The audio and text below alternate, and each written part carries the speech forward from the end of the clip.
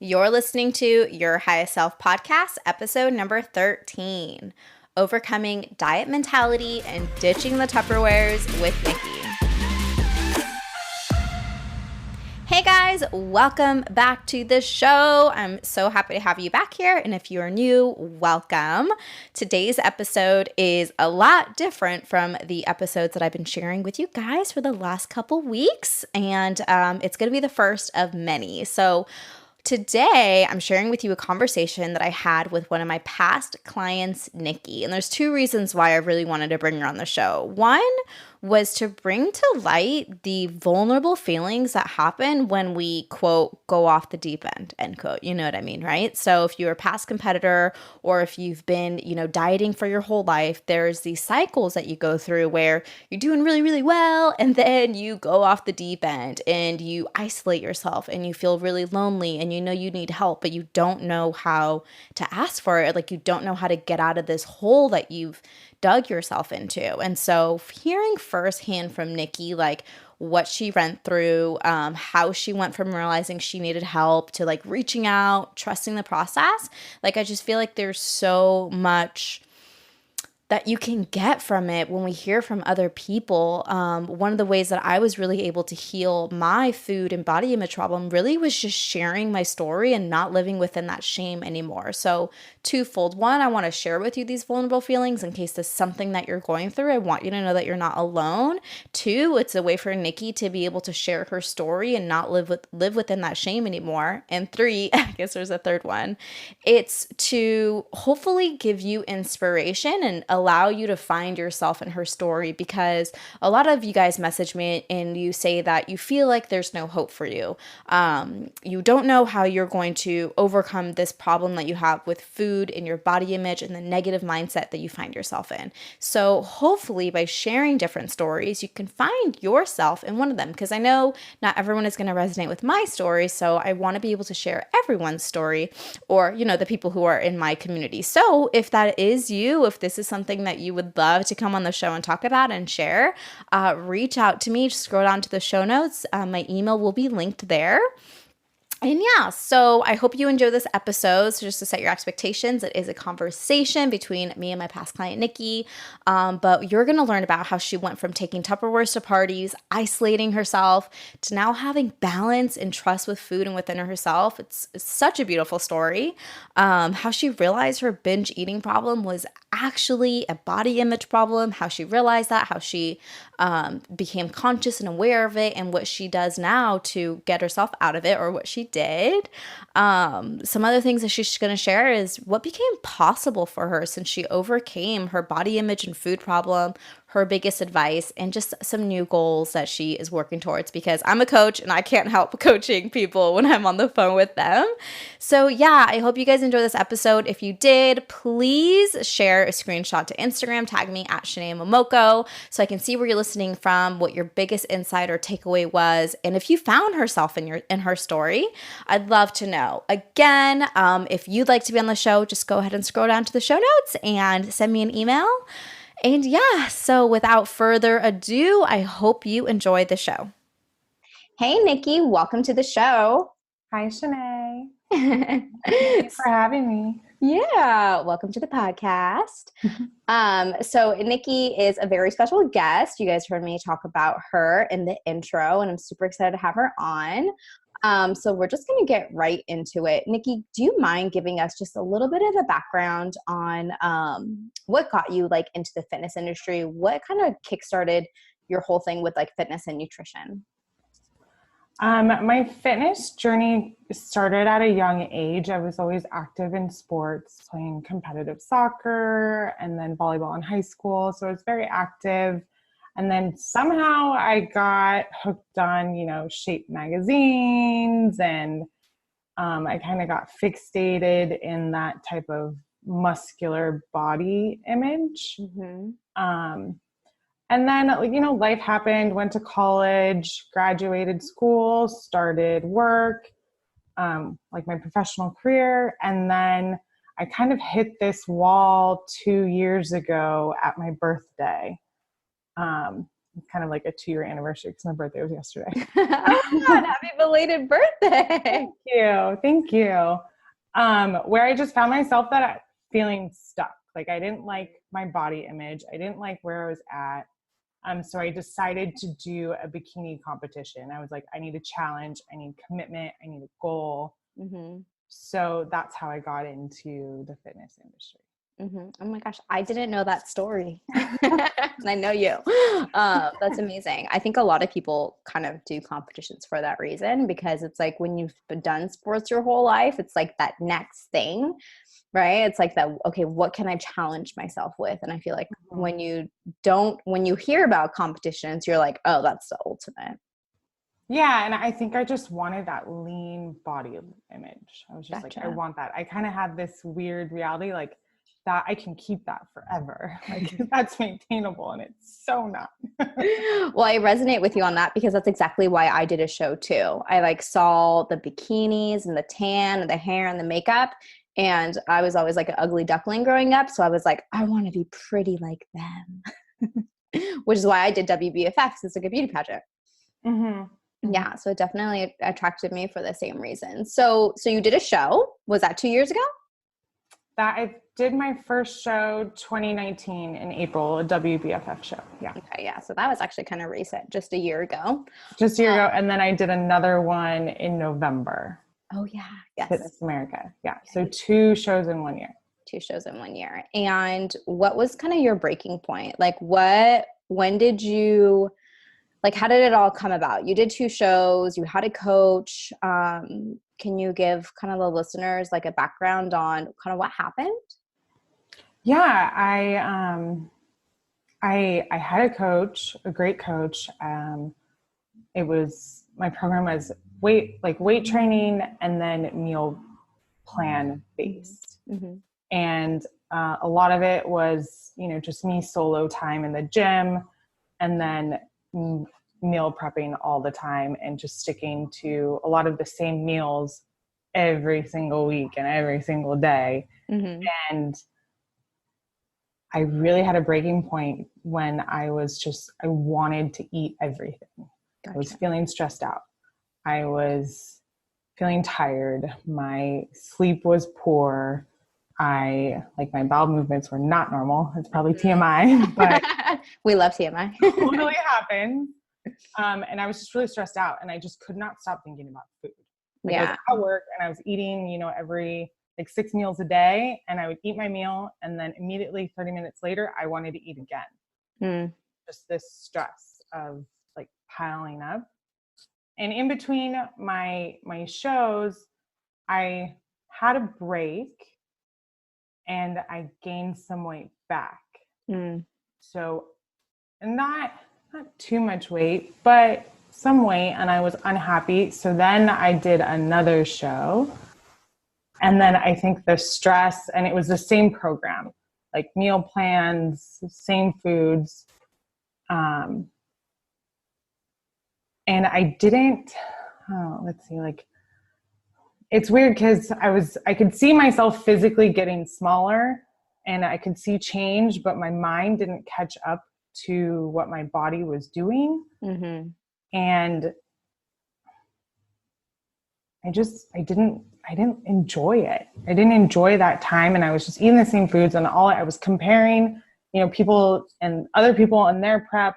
And I was comparing myself to myself. And I was really not happy. And so post show, Thanksgiving was 1 week, my post second show. And I just went off the deep end with food. Yeah. How long did it take you to kind of dig yourself out of that hole? When I reached out for your help to me.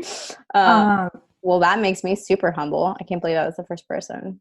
Yeah. I mean, my husband somewhat knew I had help, I needed help, but he had no idea how to help me. Yeah. I started realizing that I needed help when I was isolating myself. I went through the holidays just miserable, taking my Tupperware to holiday parties, mm-hmm. or feeling really guilty if I even ate at the holiday parties. Yeah. And then feeling really awful when I would binge eat and then restrict and then binge eat again because I felt so bad I would continue eating. Mm-hmm, mm-hmm. Oh my God. Thank you for sharing all this so vulnerably, because this is the stuff like no one talks about. Yeah, I think it's really important. I mean, I didn't know that I could be helped until you shared your story. Thank you. And then I was like, oh my God, she knows exactly what I'm going through. Right. And I think what was really unique about the way in which, actually, I'll have you explain. So you reached out for help. You found that you were in your deep end. What did that look like? Like, how do you go from binge eating, restricting, taking your Tupperware to holiday meals to out of that? Because I think a lot of people who find themselves in that situation, like they really feel hopeless, or they hear like my success, but they're like, oh, well, she's a personal trainer. She's a coach. Of course she can do it. Right. And then so I would really love for you to kind of go into that. Like, how did you get from where you were to where you are now? Because I know now you're not taking your Tupperware to holiday parties, or you will not be. I will not be. You know what? I really just had to tell myself that I don't want to say like a disorder, but I had a problem and I needed help, and I needed to turn my faith over into someone else that could guide me through it. So it was literally like day by day, step by step, like telling myself my intentions. And then part of your program has the 3 key habits, and just really living by them day to day. Like it was just always in my head. Oh my God, you like truly trusted the process. I really trusted the process. Oh my God. This makes me so happy. It's one thing to like know that you did all this because I was right by your side, but then it's also one thing to kind of like hear it later. Because for those of you guys listening, Nikki did a program with me back in May, and it's now September. And so the program's been done for like 2 months now. So I haven't really, this is our first time, not our first time, our second time talking since then, but our first time like one-on-one, because the last call was a group. So I'm humbled. I'm taken off. I'm like, no, I'm talking about. So anyways, that's amazing. So you found someone to help you. That was step number 1. You like admitted that you needed help. And then you trusted the process and you went through it. What was like your biggest aha and insight? Why did you think that before you had a food problem? If that makes sense. Does my question make sense? I can rephrase it. Yeah, go ahead, rephrase it. Okay. So when you came to me, you thought you had a binge eating problem. Mm-hmm. What did you learn about yourself instead? I think I did learn that I had an image problem. Yeah, it wasn't necessarily related to food. It was connecting my worth and identity to the way I look. Right, yeah. Right. And then the bodybuilding was a symptom of that, or like bodybuilding was like one of the Band-Aids. Yes. To fixing how you looked. Mm-hmm. And then came the kind of food problems after that. Mm-hmm. Yeah. And then I also realized that I react to stress in I reach out to food. Yeah. Yeah. Same girl. Same. So totally human. So now for people listening, if they've found themselves in a competition prep, and I was just like you, right? I gained a lot of weight. So then I did another show to like lose it. And, that just starts that downward spiral, because then you get addicted to the compliments from people. You get addicted to getting the praise, like the external praise. And then you just feel like, especially when your image is when your self-worth is in your image, it's kind of like, oh, well, if I'm not doing a prep, then I'm not important. Right. Yeah. And so when you shift all that, and when you start to like put your self-worth in other things, what became possible for you? So like kind of between, wow, it's September now, like September of last year and September this year, like what became possible for you? I started interacting more with relationships in my life. I was engaging in more of my situations Right. and relationships. I wasn't focused on what I was eating or if there's going to be food at the party or If you'll be hungry. if I'll be hungry or if I can even eat the food. Yeah, that was my whole thing. Like, do I even want to go to that party because I know there will be food? There are plenty of times where I canceled because I knew I didn't trust myself and around the food. And so now you've built that trust. Mm-hmm. And what would be like your biggest piece of advice for anybody listening who like is right there, who doesn't know how to eat normally, who doesn't know how to eat intuitively, who like doesn't trust themselves, taking Tupperware to parties when they're not even in a competition prep, but they just can't handle not like being in control, but being so out of control at the same time? Just knowing that you are worthy of the decisions and actions that you want to take. Oh, I love that. And that food is abundant. Like there will be another time to have cheesecake and it'll be a much more meaningful situation.